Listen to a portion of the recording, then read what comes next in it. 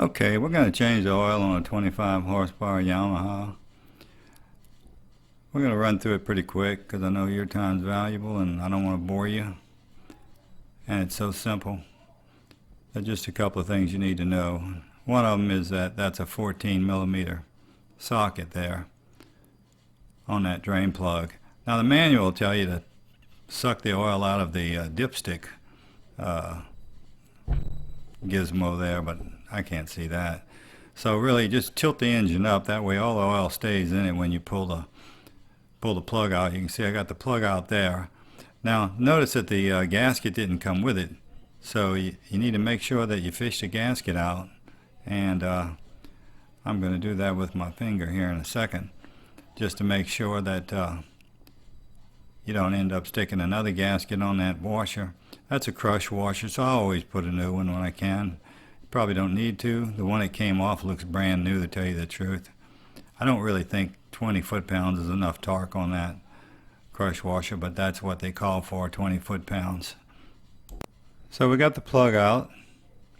Now all we got to do is lower the engine down and the oil will just come right out of that hole, right into your pan. That's a little bit awkward the way I'm doing it, because I've got to sit there and hold it and kind of wait on it until it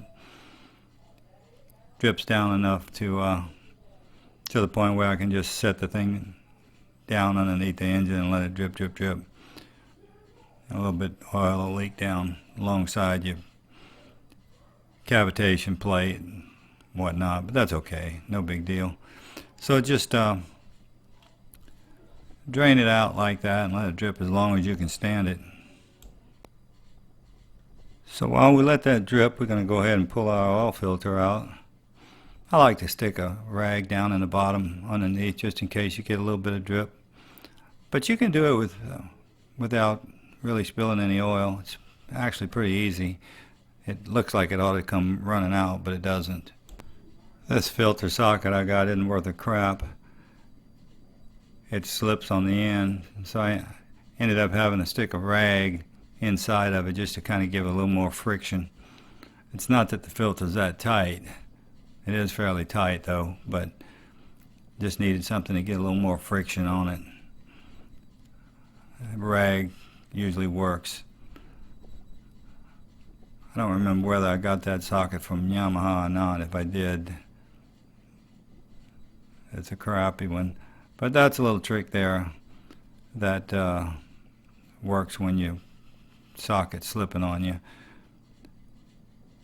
which it shouldn't slip. So we'll go ahead and spin that off of there and clean everything up and get her ready for the other one to go back on. As you can see, no spillage. Sorry about putting my back to you like that. I didn't expect to have to go through that mess with that socket. That little filter's not really in a bad spot, but it's got a little bit of stuff around it where your best bet is to have a socket that works. Unfortunately mine doesn't. You can get it off with other means. Pretty hard to get a strap wrench in there though, I can tell you that. But I did the first oil change on it without a socket, so it's doable. You can see I use Yamaha, all Yamaha oil filter and stuff I buy from the local Yamaha guy here. I don't know if you can see that part number there or not. It's a little bitty dude. And I always change the gasket on the drain bolt. And it, by the way, it's down there dripping right now. I haven't plugged that up yet. I'll just let it drain.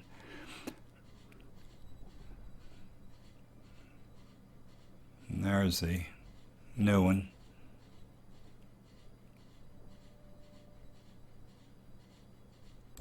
I'm putting a mobile synthetic 10W30 in mine.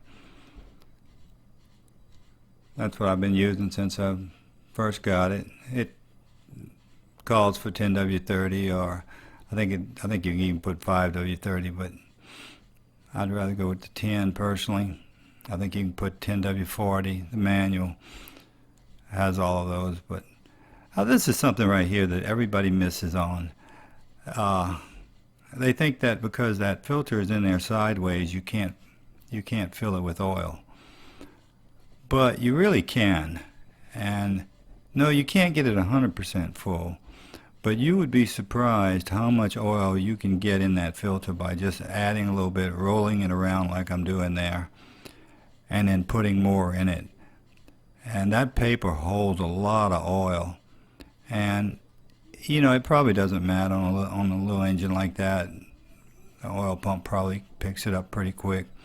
But I've always liked to, when I can, fill my oil filter. And even in a sideways position like that, you can get probably close to 2/3 to 3/4 of that filter full of oil, just by adding a little bit, rolling it around like you see me doing there, and then adding some more. And when I put that oil in there, it completely soaks into the filter. I could turn that filter upside down if it wasn't for just a little bit of oil on the edge there. But anyway, try it. You'll be surprised. It works really good and gives you the peace of mind of knowing that your lubrication's going to be hitting your engine right away. You won't have to wait for that filter to fill up. As I said, it's probably not necessary, but it's just, you know, a little bit of precaution there. Whether it'll make any difference in the long run, I don't know. Okay, so we got everything all cleaned up. Let's go ahead and screw it on there, tighten it up. There's a torque specification for it. I think it's 16 foot-pounds, but let's be realistic.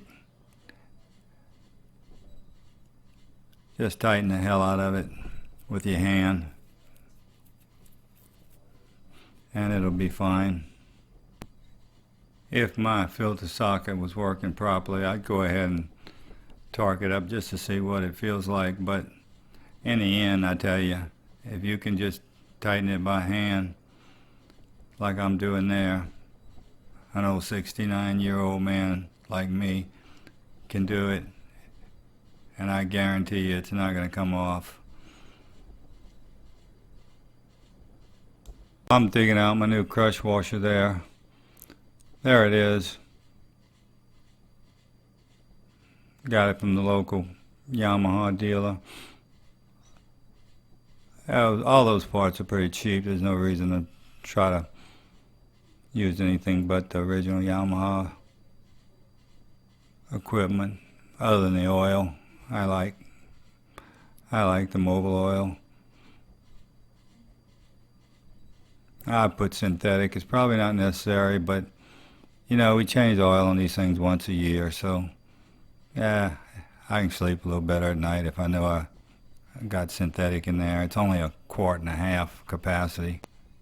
You'll get frustrated looking for the torque specs in the manual. They're in there, and usually they're right there where they're talking about whatever the subject matter is. But for some reason, the drain plug is only in the front of the manual, and it calls for 19.7 or 19.9 foot-pounds. Personally, I felt like that was a little light. I went a little more than that, but you can use your own judgment if you feel like 20 foot-pounds is adequate. There it is right there. It's at the front of the manual. But I didn't feel like 20 foot-pounds was crushing that washer at all. So like I said, I went a little bit more, but be careful because, you know, you definitely don't want to strip anything. And I usually like to do things exactly like the book, but I don't know, it just didn't feel right to me. It makes it a little easier if you tilt that motor up like that to get your thread started on that thing. Lock that friction control on it, which I didn't do. Alright, so we're getting her torqued up there. That's 20 foot-pounds right there. Like I said, I didn't like that. I went a little bit more. You can see here I'm adding quite a bit more torque on it, but making it up a little bit more. I just wanted to make sure that washer's crushed. I've made up a lot of nuts and bolts in my time, and I feel like I got a grasp now after 69 years of knowing when I'm getting something too tight. Like my old daddy used to tell me, too strong never failed. But I don't think that applies to putting too much torque on a boat. You can really cause yourself some misery if you strip those threads. And in my younger years, I stripped a many a thread. But take that for what it's worth. So unfortunately you can't see it because of my stupidity with the camera work, but I'm adding the 1.5 quarts of oil. Actually, I'm adding about 1.25 quarts. And after I've done that, I'm going to drop the motor down, put it in I've got a garbage can that I've got cut off that I run the motor in, and I'll run it for a little while, check it, and then bring it back up to spec. It's a little low probably, but it's such a pain in the ass to take out oil. It's a lot easier to add some. So we got it set in there level now. I'm pulling the dipstick just to see make sure everything looks half-assed right, and it does. It looks like it's halfway between the two marks on the dipstick, which is in the safe zone. That's by no means accurate. I'll put it in my garbage can tomorrow and run it and check it real good and make sure that it's right up to the top marker, and it'll be good for another year. It doesn't burn any oil at all. That little engine that's a fine little engine. So that's really all we're going to do with it today. It's getting late. Put the cover back on it, and I'll finish checking the oil and topping it off tomorrow. But hope this helps you. Thanks for watching. Adios.